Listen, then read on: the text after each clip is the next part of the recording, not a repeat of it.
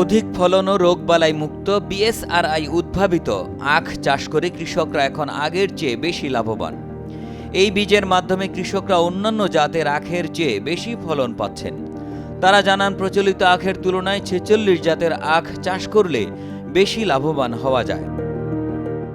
৪৬ আখটা আসলে খুব ফসলের জন্য উপযোগী। এটা হলো আমাদের জমিতে আগাম যদি চাষ করা যায়, অন্য যে আখগুলো আছে তার চেয়ে ফলন বেশি হবে। অনেক সুবিধা আছে, বীজটা ফ্রি দিয়েছে, সার দিয়েছে, 2বার সেচের টাকা দিয়েছে ২০০০ টাকা, 3বার আমাকে সার দিছে ফ্রি, আমাকে 1 টাকাও লাগে নাই। এগুলো দিছে, আমি এই কারণে আমি অনেক উপকৃত হয়েছি। এই জাতের আখ অধিক উৎপাদনশীল, লাভজনক, চিনি ধারণ সম্পন্ন এবং সুবিধাজনক হওয়ায় এই প্রকল্পটি কৃষকদের মধ্যে ব্যাপক সাড়া ফেলেছে। তবে মিল এলাকায় আখের দাম বৃদ্ধির দাবি জানান কৃষকরা। যেন সরকার যদি আমাদের এই আখের দামটা বৃদ্ধি করে, তাহলে তুলনামূলক আমরা অবশ্যই বেশি লাভবান হব। কারণ এখন যে বাজার সমন্বয় ব্যবস্থা, সেই সমন্বয় যদিও আখের দাম পর্যায়ক্রমে বৃদ্ধি করা হয়েছে, কিন্তু আমরা ন্যায্য মূল্য এখনও পাইনি। গত 3 বছর থেকে এই যে প্রকল্পটা চালু করছে, এই প্রকল্পের কারণে আমরা ভালো বীজ পাচ্ছি এবং এই বীজের মাধ্যমে আমাদের ফলনও বাড়তেছে।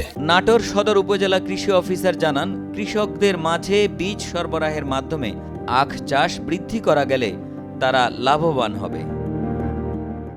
বাংলাদেশ সুগার ক্রপ গবেষণা ইনস্টিটিউট কর্তৃক কৃষকদের মাঝে এই যে ভিত্তি বীজ, পরিশোধিত ভিত্তি বীজ, তারা সিড ট্রিটমেন্ট করে কৃষকদের মাঝে বিতরণ করেছেন। এতে করে কৃষক যথেষ্ট লাভবান হয়েছে, কেননা ভালো বীজে ভালো ফসল। এই ভালো বীজ পাওয়াতে কৃষকরা পরবর্তী বছরে প্রত্যায়িত বীজ উৎপাদন করতে পারবে এবং পরবর্তীতে এই ভালো বীজগুলো কৃষকের মাঝে সম্প্রসারিত হবে। নাটোর চিনিকলের ব্যবস্থাপনা পরিচালক জানান, বিএসআরআই ৪৬ জাতের আখ অধিক উৎপাদনশীল। এই প্রকল্পের মাধ্যমে চিনি শিল্প আরও এগিয়ে যাবে। যেটা দেখতেছেন 46 ভ্যারাইটি, এটা উচ্চ চিনি ধারণ ক্ষমতা সম্পন্ন, অধিক রিকভারি সম্পন্ন একটা জাত। এটা যদি আগাম চাষ করা যায়, ম্যাচুরিটি পিরিয়ডে অধিক পরিমাণে এখান থেকে চিনি আহরণ করা সম্ভব। এর ফলে সুগার মিল উপকৃত হয়েছে। বিএসআরআই এই প্রকল্পটা যদি আরও একটা বছর এক্সটেনশন করা যায়, তাহলে মিলজন এলাকার পুরো এলাকাটা ভ্যারাইটাল রিপ্লেসমেন্ট দিয়ে কভার করা সম্ভব হবে।